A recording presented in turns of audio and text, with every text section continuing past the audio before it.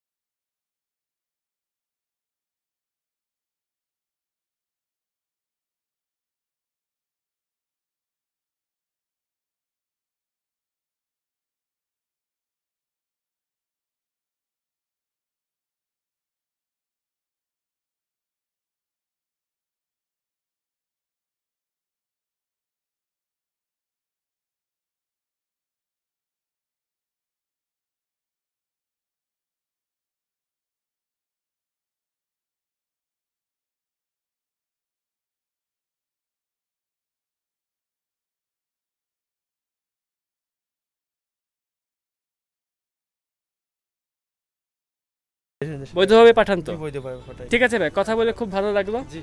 আমরা এই অঞ্চলটা ঘুরে ঘুরে দেখছি, হ্যাঁ? ইনশাআল্লাহ। ঠিক আছে, ওকে, ভালো থাকবেন। এখন যেই সময়টাতে হাঁটছি বুঝছেন, সেই সময়টা কিন্তু এখানে ওই আসরের ওয়াক্তটা শেষ হয়ে আসছে।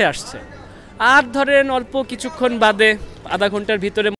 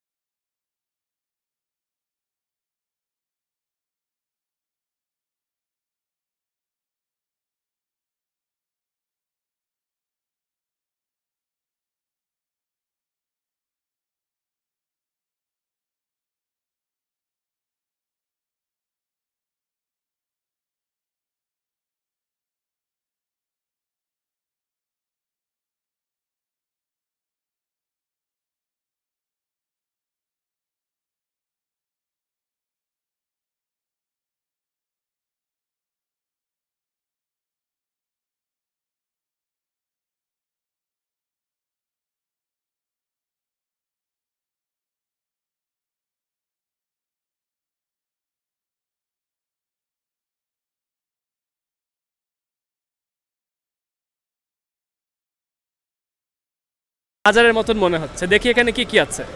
এখানে পাওয়া যাচ্ছে বেগুনি, আলুর চপ, মরিচা, তারপরে বরিন্দা পাওয়া যাচ্ছে, চিকেন রোল, জালি কাবাব, চানা।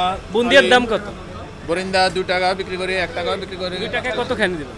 2 টাকায় প্রায় আপনার 150 গ্রাম 200 গ্রামের মতো। আর এই যে এগুলো কত করে? এগুলা বেগুনি 2টা 1 টাকা করে, 2টা 1 টাকা।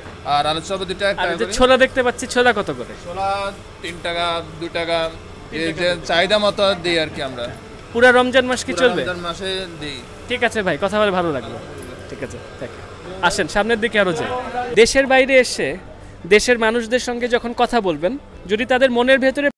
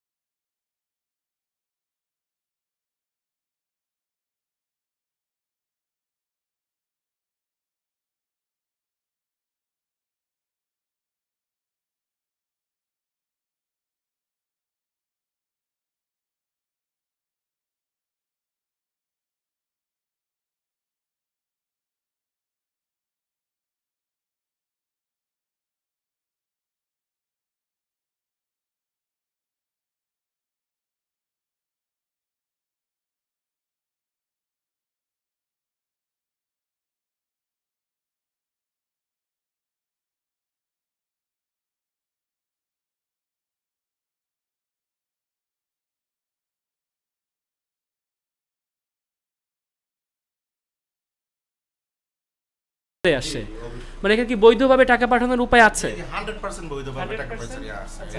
দেশে তো আমরা কথায় কথায় বিকাশে টাকা পাঠাই, এখানে কি আছে সে ব্যবস্থা আছে? জি, আছে।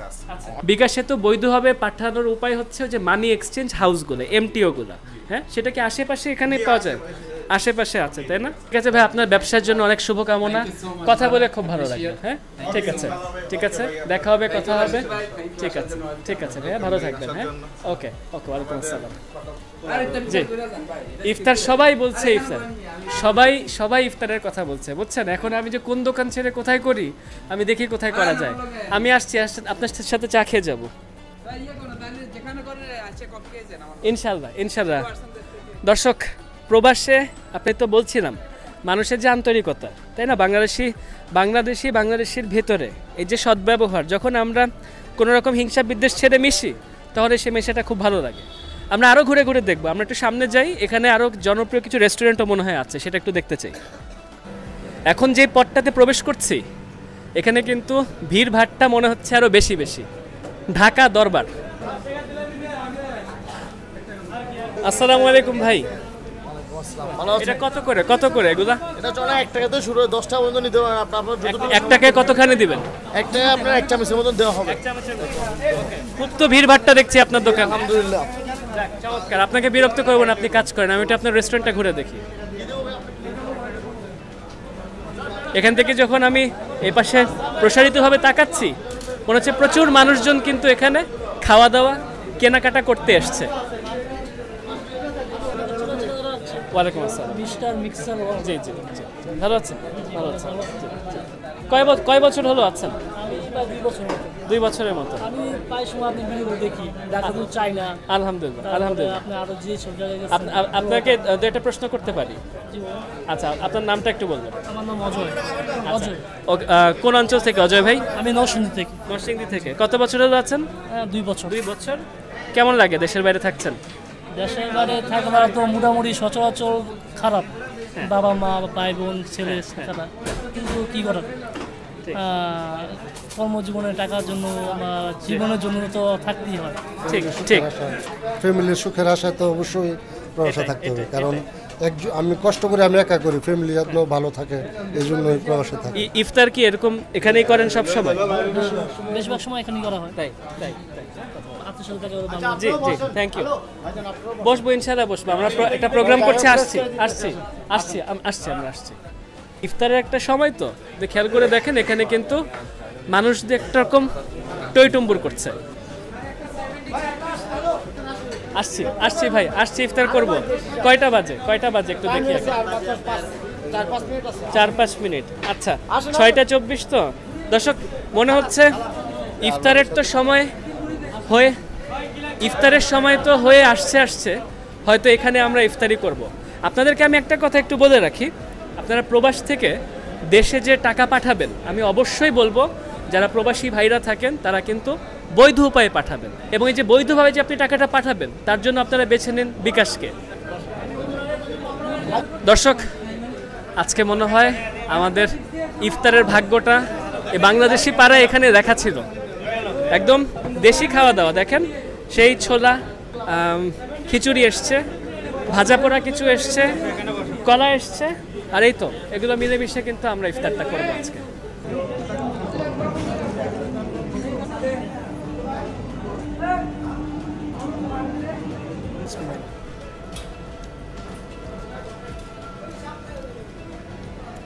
প্রিয় দর্শক, শেষমেশ সারাদিনের ক্লান্তি শেষে এখানে এসে বাংলাদেশি পাড়াতে রোজা ভাঙছি। আশা করছি আজকের এই ভিডিওতে আপনারা দুবাইয়ের এই ডেরা অঞ্চলের বাংলাদেশ পাড়াটা সম্পর্কে ধারণা পেয়েছেন। আশা করছি ভিডিওটা ভালো লেগে থাকলে পরবর্তী পর্বের অপেক্ষায় থাকবেন। সবাই ভালো থাকবেন, সুস্থ থাকবেন। সবাইকে ধন্যবাদ।